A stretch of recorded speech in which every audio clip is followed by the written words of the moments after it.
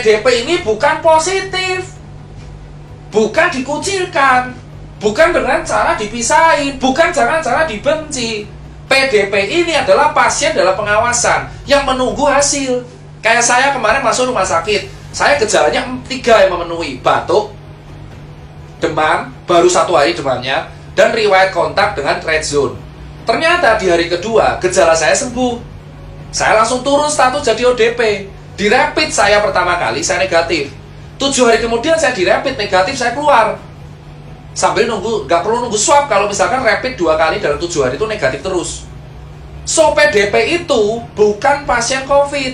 PDP adalah pasien dalam pengawasan yang gejalanya mirip COVID, tetapi tesnya belum keluar atau tesnya pun negatif. Maka dinamakan PDP. Lah terus kenapa harus dikarantina? Ya karena tesnya belum keluar. Kalau tesnya udah keluar, ya kalau tesnya udah keluar dan negatif, dia keluar di rumah sakit. Contoh kayak Wisma Atlet. Tadi dokter TNI dari Wisma Atlet mengatakan ke saya, kalau misalkan PDP ini udah sembuh, negatif semua, dia keluar suruh karantina mandiri di rumah, jaga-jaga tidak menularkan. Ini PDP. So kalau ada kemarin masyarakat pemberitaan ODP ditolak, ODP diusir, PDP diusir, itu memalukan. Itu memalukan. Itu bukan pasien positif. OTG pun dia positif tapi gak ada gejala. Mereka akan aman kalau dikarantina mandiri. Nah kalian sebagai warga itu harusnya membantu, ngasih makan tiap hari, diorderin Gojek, nanti ditransfer. Jangan malah diusir. Nah terus siapa Mas Tirta yang harus dikarantina di rumah sakit? Yakni pasien yang tegak positif COVID dan bergejala. So kalau ada berita, Mas, teman saya positif COVID kok disuruh pulang? Karena nggak ada gejala. That's the meaning of carrier or OTG. So dia dikarantina mandiri di rumah karena nggak ada gejala. Kalau orang-orang yang nggak ada gejala dan positif COVID dikarantina di rumah sakit, ya tempatnya malah jadi penuh. Rumah sakit itu untuk orang triase merah, untuk orang triase merah yang bergejala dan PDP kuning yang bergejala, sehingga mereka harus disembuhin dahulu. So, teman-teman sekalian, pasien yang paling berbahaya, yang paling harus kita utamakan adalah pasien COVID-19 positif dengan gejala parah. Itu dikarantina isolasi. So, yang dikarantina berarti ada 2 di rumah sakit, yaitu PDP, yaitu pasien bergejala tapi belum tegak diagnosanya COVID karena gejalanya doang, karena hasil belum keluar, dan pasien yang tegak COVID dengan gejala. So, ODP dan OTG itu di rumah. Nah terus kenapa dokter-dokter, ini yang saya kecewa, kenapa tenaga medis malah ditolak? Tenaga medis itu nggak boleh ditolak. Tenaga medis memang merawat COVID, tapi mereka pakai APD. Mereka tuh mau copot APD cuci tangan. Kenapa kalian singkirkan? Kenapa kalian kucilkan? Itu tolong coy, ngucil-ngucilin orang-orang tenaga medis. Dia manusia, dia itu penyelamat. Di Cina, orang tenaga medis masuk ke rumah dikasih bunga, dikasih surat. Di sini ada orang curhat tiap hari, pasti ada. Dokter nangis karena dikucilin lingkungannya. Diusir dari kosan. Diusir dari kosan. Mereka ini statusnya dokter, itu ODP. Mereka punya riwayat kontak dengan pasien positif, tapi mereka nggak bergejala. Dan mereka juga dites rapid tiap hari, Bapak. Tiap 7 hari mereka tuh tes rapid. Kalau sudah positif dia dirumahkan.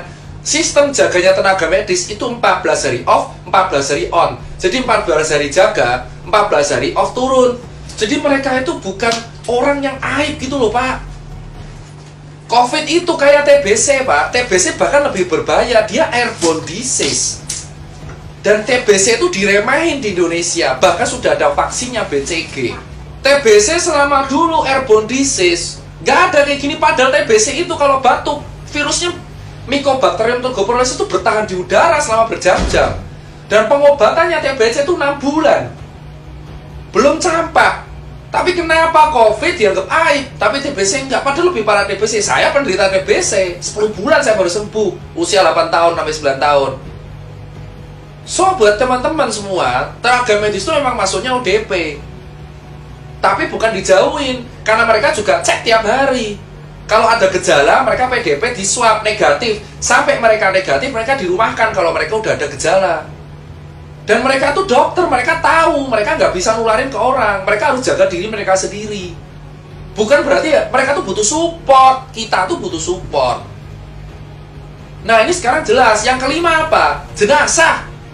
Kenapa jenazah harus ada metode khusus? Gini Pak, di undang-undang, saya lupa undang-undangnya berapa, mungkin teman-teman hukum bisa melengkapi, bahwa pada dasarnya di Indonesia, kalau ada penyakit wabah, itu ada teknik pemandian dan penguburannya. COVID itu kategorinya wabah, pandemik. Mau dia menular lewat cairan dan droplet, tetap ini harus mengikuti prosedural penguburan jenazah sesuai undang-undang. Yaitu yang ngubur harus tenaga medis, pakai APD lengkap, even itu tukang gali kuburnya, dan dikasih kain kafan, dikasih plastik, dibungkus peti mati, lalu dibungkus lagi plastik, dikuburin, gitu loh. Nah terus kenapa jenazahnya ditolak? Saya udah bilang, COVID tidak menular lewat airborne. Kalau di udara bebas, COVID menular lewat airborne kalau kena tindakan yang aerosol di mulut 3 jam doang. Itu pun di rumah sakit biasanya. Jenazah ini harus kayak gituin karena itu undang-undang. Namanya teknik pemulasaran atau apalah. Teknik pengubaran sesuai undang-undang. Karena wabah. Dan yang paling bisa kena itu ya tukang kuburnya. Kenapa kalian di desa malah nolak jenazahnya? Kalau dikubur terus semuanya kena, ya enggak. Ya nanti kan nular lewat air tanah, ya enggak, kan dibungkus plastik. Itu jenazah dibungkus plastik.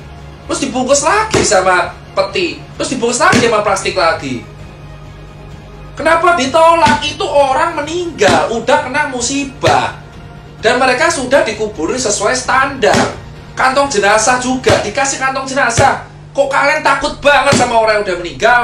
Harusnya didoakan, jangan ditolak. Kemarin saya dapat video, jenazah dilempar-lempar itu ambulan karena gak izin kampung. Terus ngapa? Mau udah dikuburin sama tenaga medis. Ini ya, jenazah dibungkus plastik, kasih kantong jenazah, masukin peti, petinya bungkus plastik, yang ngubur tenaga medis pakai APD semua. Terus kenapa kalian takut? Itu nggak nular lewat airborne. Yang bisa nular itu adalah dropletnya.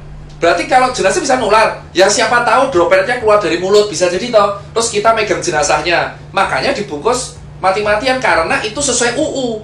Penyakit apapun yang dikategorikan WHO wabah, itu harus penguburannya khusus. Mau dia penularannya droplet, cairan, airborne, kalau udah wabah pandemik, penguburannya khusus. Kalau nggak khusus itu melanggar undang-undang. Jadi kalian nggak perlu takut sama orang mati. Mereka itu udah kena musibah, takdir. Itu aja edukasi dari saya bagian 1.